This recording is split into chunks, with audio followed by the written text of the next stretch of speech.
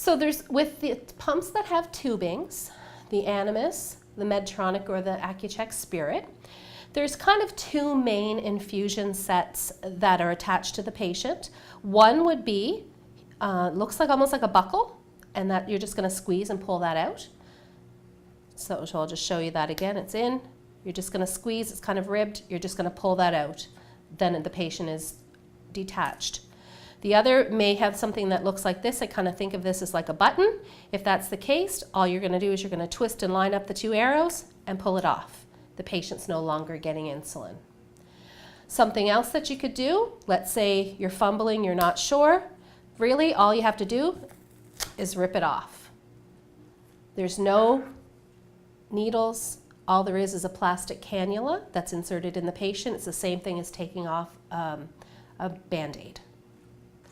If that doesn't work and you have a pair of scissors, you can go here, go to the cut close to the edge of the pump, snip the tubing, and now you no longer have the insulin infusing into the patient. I mean, when you're suspending the pump, you're just stopping the flow of insulin to a patient. When you're disconnecting it, then it's physically coming off of their body. You would disconnect it if you didn't want that on their person.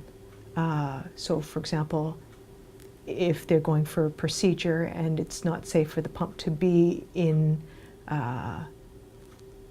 to be in the room with the procedures, like if they're having an MRI, or if they're going for surgery and there's concern that it's in the sterile field and needs to be removed for surgery. In preparing for minor elective procedures or surgery, it's important to plan ahead. Let the healthcare team that's performing the procedure or surgery know about the pump and the diabetes, and work with the diabetes team to make a plan. The most likely plan is that the pump will be disconnected just before the surgery and reconnected just after. For emergency surgery or trauma, these things can't be planned ahead for. So what will happen is the pump would be disconnected and insulin would be supplied by the care team through an intravenous.